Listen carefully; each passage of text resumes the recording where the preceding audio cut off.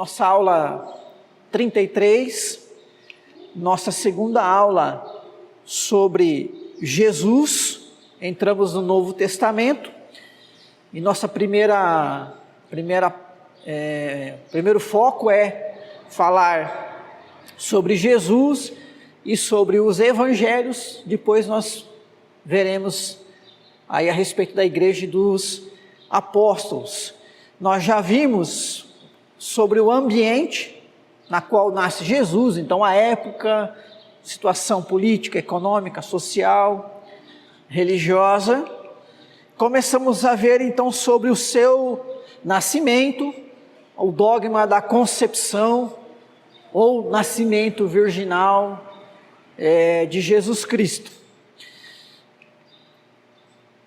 Dando prosseguimento então nesse assunto, depois que Maria gera ali, dá à luz em Belém, que ela recebe a visita ali dos magos, o acordo de Herodes com os magos é que eles o avisassem, e a gente sabe qual era a intenção de Herodes, era uma intenção de poder, Então, Mateus capítulo 2, 13 a 22, registra esse infanticídio, que não é o primeiro, lá no tempo de Moisés, no nascimento de Moisés, isso também aconteceu, e claro, na história outras ocasiões de infanticídio aconteceram também, mas na Bíblia registra no nascimento de Moisés, agora no nascimento de Jesus.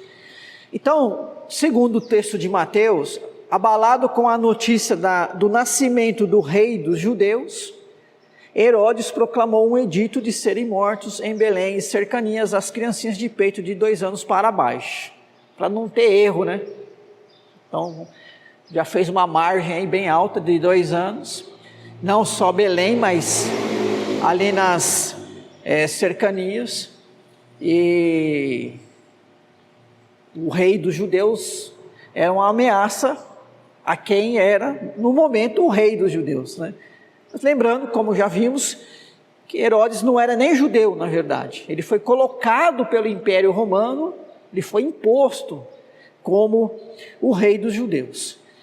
Mas a gente tem que entender que o título dado a Jesus de rei dos judeus não era aplicável no sentido político, Mas aqueles homens não tinham essa compreensão por causa da dureza do coração deles, não porque a Bíblia foi misteriosa nesse sentido, Realmente, pessoas que não tinham temor de Deus e deixaram se levar pela maldade do coração. Esse foi a trama de Herodes, não só a trama, mas a ação, e podemos chamar de ação de maldade e ação maligna de Herodes.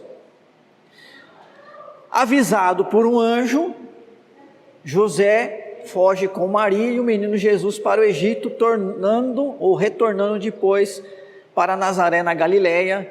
Então, a providência de Deus, ao mesmo tempo que você tem um homem mau e um maligno agindo, você tem a providência de Deus. E mais uma vez, o Egito é um lugar que entra na história aí. Esse mapa mostra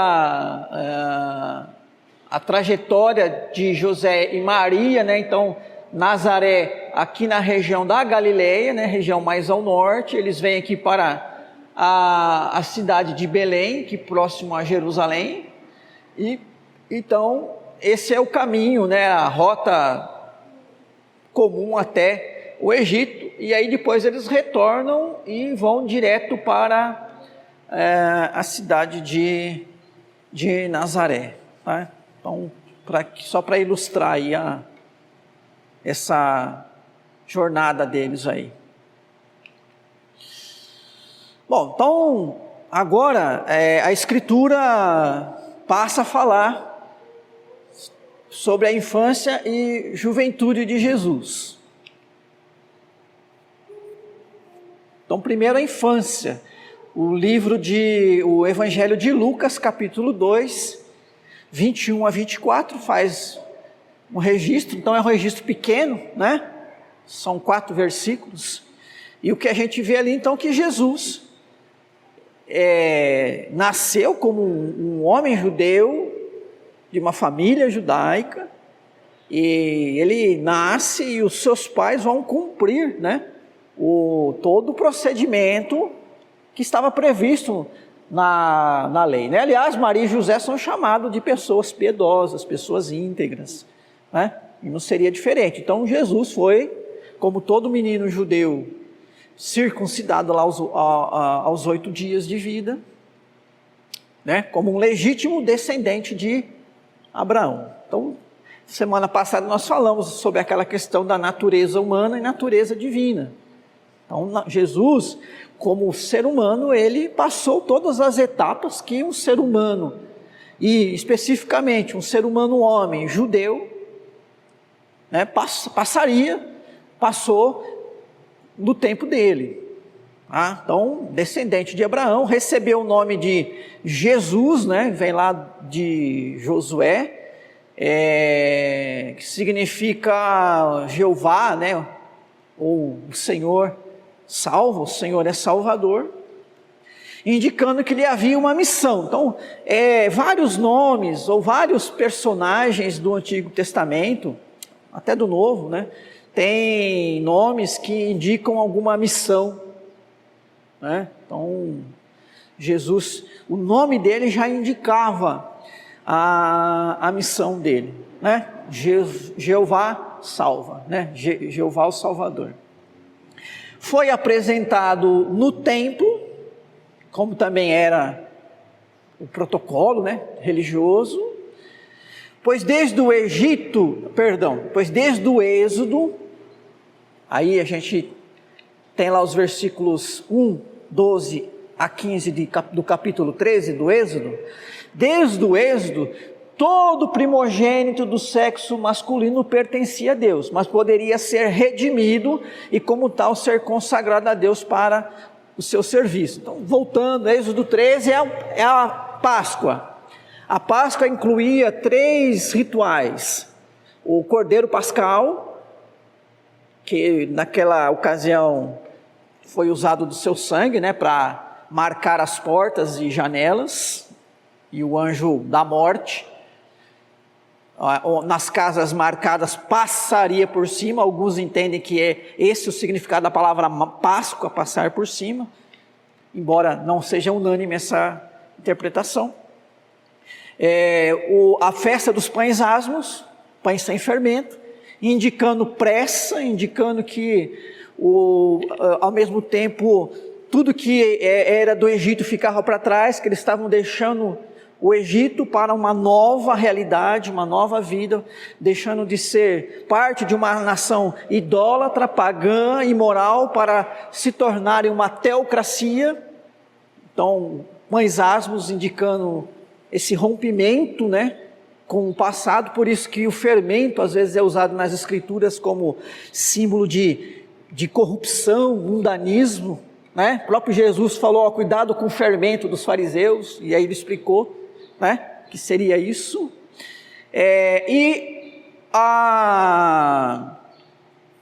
Relacionado aos primogênitos, né, consagração ali dos primogênitos, porque os primogênitos eles foram poupados da morte, mas ali em Êxodo 13 Deus diz, olha, eles foram poupados da morte, mas então agora eles me pertencem, eles são meu, mas podem ser resgatados. Então a família judaica, né, ela fazia esse resgate do primogênito, né, tipo assim, ele passava a ser, né, era um ato de consagração a Deus, né, ele pertence a Deus, mas fica conosco, né, para nos abençoar. Aí a gente vê a importância, né, do primogênito e da estrutura patriarcal daquele tempo, né? Então o primogênito ele se tornaria naturalmente, né, o cabeça do lar. Com o falecimento do pai, ele se tornaria o cabeça do lar. Isso então é compreendido nesse contexto. Então o que acontece? O Jesus, né? Maria, José e Jesus, eles passam por todo esse ritual que era comum a todo menino judeu. Okay? Então, o que está acontecendo com Jesus na infância? Ele está se desenvolvendo como um ser humano. Isso mostra que ele era realmente um ser humano, que ele nasce de uma família humana e vai se desenvolver como uma pessoa humana. Então, da infância a gente tem isso, né? Porque o foco dos evangelhos é o ministério de Jesus. Aí sim, né? Quase a totalidade das narrativas dos evangelhos o ministério de Jesus, né? Quando ele se apresenta ali para João Batista para ser batizado até a sua ressurreição. Sobre a juventude de Jesus também a informação é pequena, né? Lucas capítulo 2, 41 a 52, né? 10 versículos ali. Então, com 12 anos, seus pais, Maria e José, o perderam em Jerusalém. Lembrando que eles moravam lá na Galileia, mas em ocasiões de algumas festas, eles vinham, né? O povo vinha em caravana, então era aquele movimento, vinha o pai, a mãe, a avó, a sogra, o cunhado, os filhos, sobrinhos, né? Vinha a família inteira, e Jerusalém então ficava, você imagina, né? Como é que ficava Jerusalém, e vem toda aquela multidão de pessoas, né? Para Jerusalém, e Jesus ali já com 12 anos, então criança, mas ao mesmo tempo já com alguma liberdade, né? E possivelmente misturado com as outras crianças da idade dele, certo? E depois de 3 dias, né, seus pais o encontraram no templo. Então, claro que no contexto de hoje, 3 minutos já é muito, né, para perder o Lucas de vista, não é isso? Mas a gente tem que entender o contexto, né? Claro que hoje esse prazo de 3 dias seria uma coisa absurda. E os seus pais o encontraram no templo, diz lá Lucas, e ele estava lá conversando, né, com os doutores, né, os doutores da lei, e suas palavras mostram que ele já tinha consciência de seu relacionamento com Deus como seu pai, bem como de sua missão. Então a gente percebe que ele, do ponto de vista humano, ele está, né, se desenvolvendo, como toda criança, todo adolescente, mas ele já tinha, né, essa consciência. Por quê? Porque Jesus, ele tem essa dupla natureza, então ele é também divino, e certamente a comunhão dele com o Pai era, né, num nível que a gente nunca vai chegar, evidentemente, tá?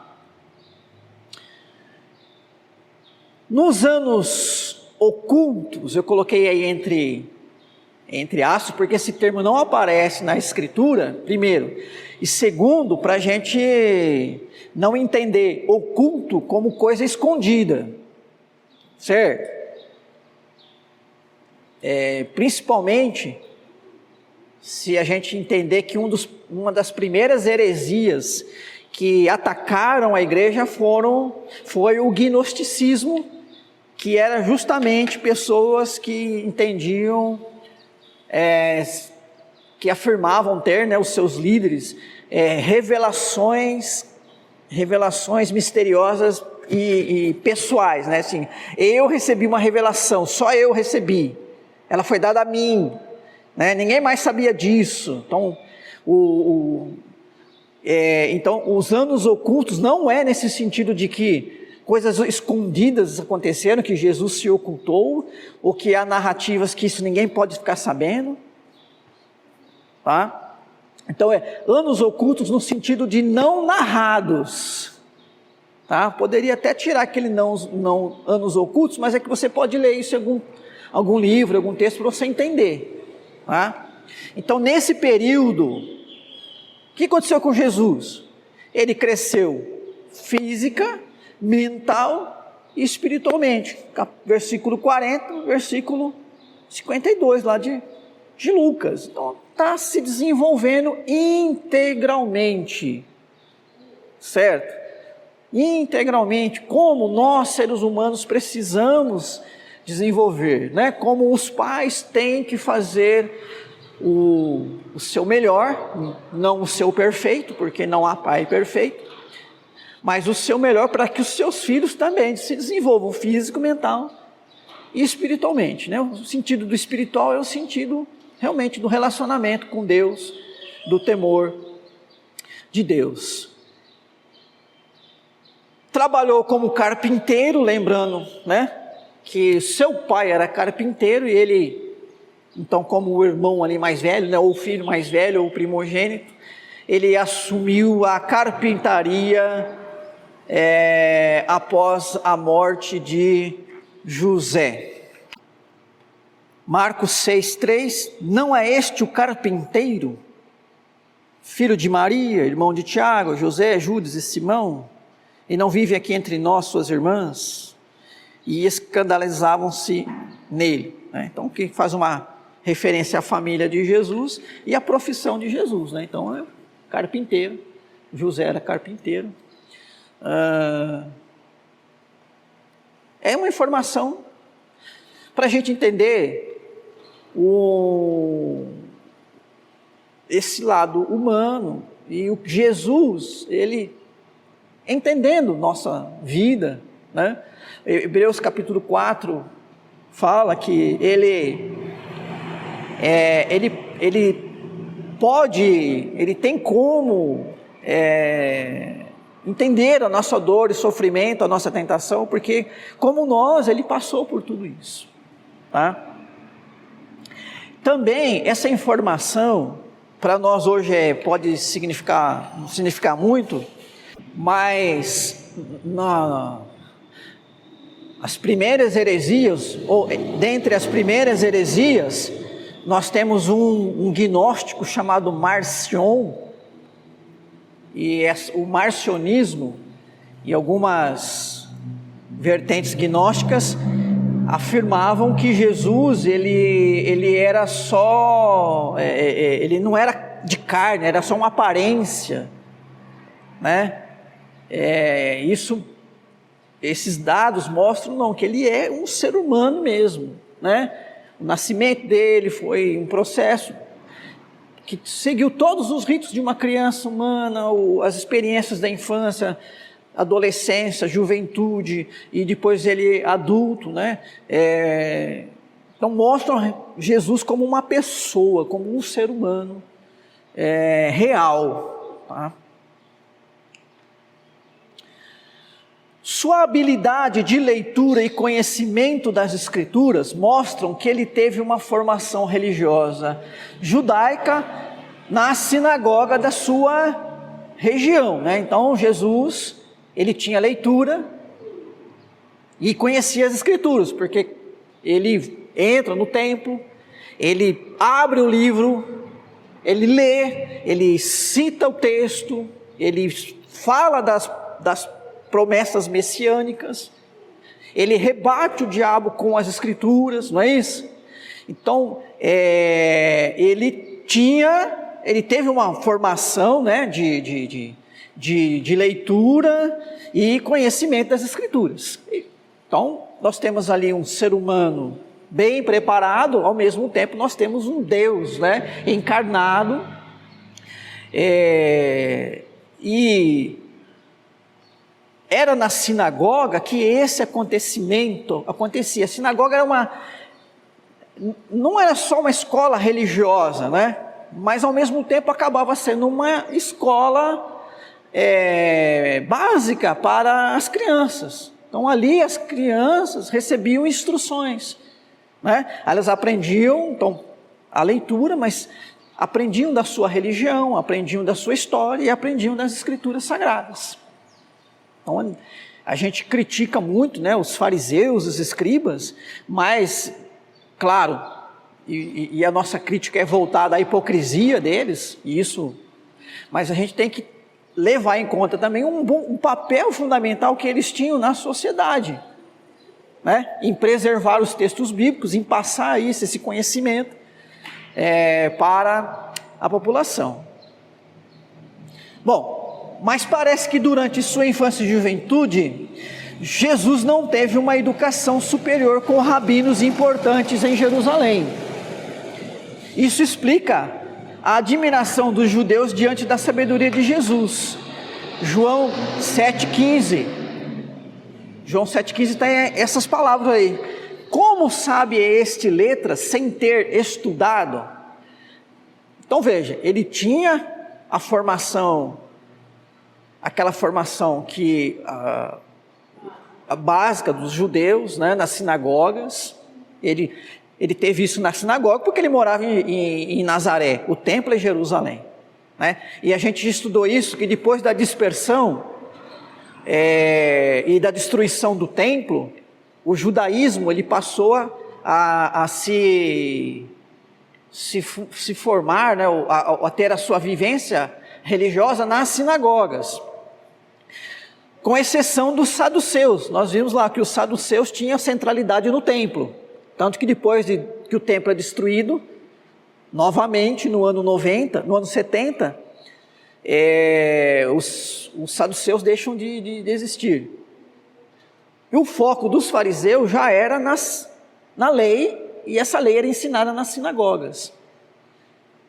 Então, Jesus tinha esse conhecimento, mas ele não foi nenhum discípulo, né, nenhum pupilo de um grande rabino. Vamos fazer aqui uma comparação com Paulo. Paulo sim se destaca, né, que ele teve uma formação, né, vamos falar assim, da mais fina no seu tempo, né? Então Jesus, com toda aquela sabedoria, citando as escrituras, interpretando, aplicando, Mateus 7 diz que ele ensinava como quem tem autoridade, e o povo, né, lá os entendidos da Bíblia, né, entre aspas, né, os religiosos, mas peraí, né, ele estudou com quem? Ele não estudou com nenhum, né, dos nossos grandes pensadores aqui. Tá? Então esse é o sentido aí do João 7,15. Bom, aí chegamos ao batismo e tentação, que é o foco quase que total, né, dos evangelhos. Esse é o início, né, do foco quase que total dos evangelhos: batismo, tentação, ministério, morte, ressurreição. Okay? Então agora, a partir de agora, a gente até tem mais, quer dizer, tem muitas informações a respeito de Jesus. O João Batista, que é aquele que batiza Jesus, então ele é apresentado como Elias, mas não, veja só, não como sua reencarnação, tá? Há correntes, né, que, claro, de tendência espírita, ou de fundamento espírita mesmo, que vão até seguir por essa linha, né? Falar da ressurreição. João Batista era a reencarnação de Elias, mas não é nesse sentido, mas como uma missão semelhante, tá? Então, Malaquias 3:1, Malaquias 4:5, Mateus 11:14, vamos consultar aí pelo menos Malaquias, que é o último livro lá do Antigo Testamento. Malaquias 3: eis que eu envio o meu mensageiro, que preparará o caminho diante de mim. De repente virá ao seu templo o Senhor, a quem vós buscais, o anjo da aliança, a quem vós desejais. Eis que ele vem, diz o Senhor dos exércitos.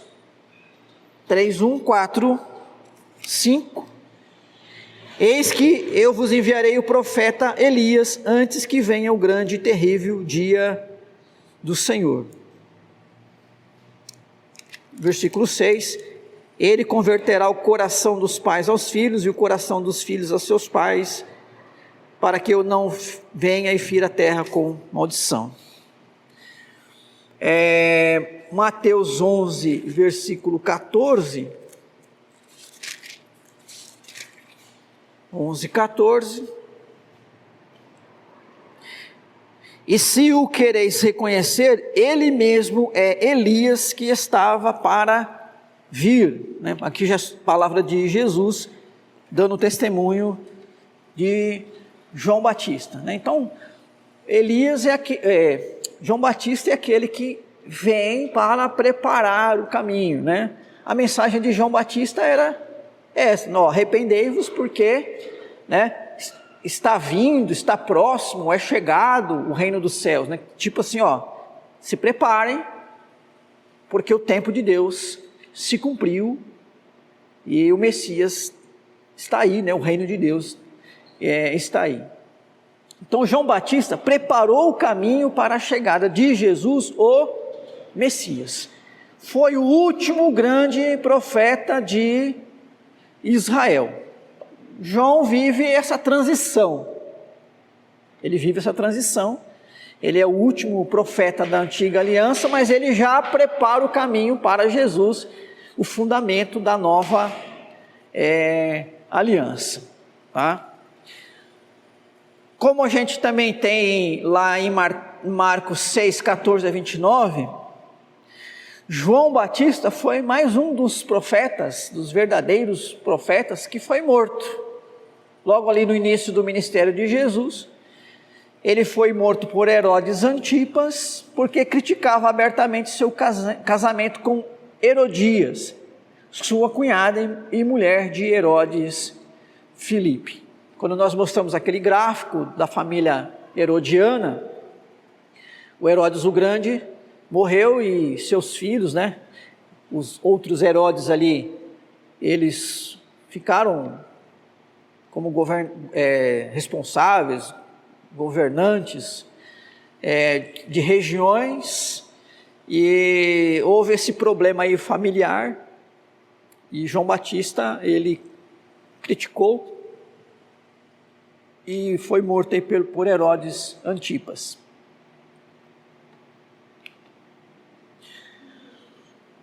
O batismo de Jesus, que foi realizado por João Batista no Rio Jordão, lembrando que João Batista era primo de Jesus por parte de mãe. Então Lucas 1,36, eles tinham um parentesco, João Batista, filho de Zacarias e Isabel, e havia um parentesco entre eles, e Jesus tinha esse parentesco com João Batista. Então o batismo aconteceu no Rio Jordão. Quando ele sai da água, segundo a narrativa lá, o Espírito desce sobre ele como pomba, então ali há uma manifestação do visível, do Espírito Santo. E aí também se tem uma outra manifestação, essa de Deus, da voz de Deus, que as pessoas ouviram a voz dos céus: tu és o meu amado, em quem eu me comprazo. Está registrado lá em Marcos 1, 10 a 11. Importante entender, que embora Jesus não tivesse do que se arrepender, o batismo de Jesus foi o primeiro passo na sua identificação conosco, pois levaria sobre ele todo o nosso pecado, bem como sua participação no rito de iniciação do povo de Deus, purificado pelo arrependimento e perdão. Nós passamos pelo batismo, porque isso é um sinal do arrependimento e da nossa inclusão no povo da aliança, certo? Jesus, ele não tinha do que se arrepender, ele não tinha pecado, e já era filho de Deus, né? Mas essa questão da identificação, né? Então ele está se identificando conosco, né? Então, como que nós devemos, né, proceder?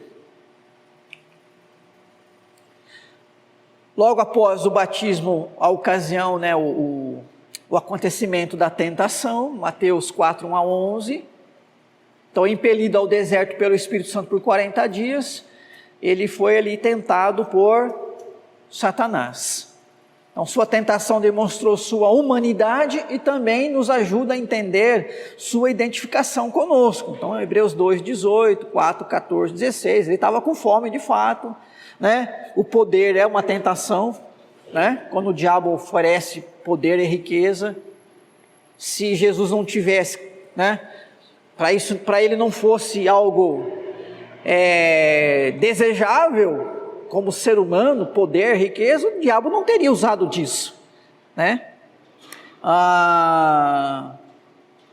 Então a gente vê ele passando por isso, mais uma vez se identificando conosco, como diz lá em Hebreus 4,14 que eu já citei, né? Sendo tentado como nós somos, e a sua vitória demonstrou sua total obediência à vontade do Pai, que é a nossa principal ferramenta, se não a única e que realmente pode vencer o diabo, é a obediência à palavra, a obediência ao Pai. Então, também nisso Jesus nos ensinando. E a próxima aula a gente entra no ministério, morte e já nos evangelhos. Próxima aula, então, nós continuamos.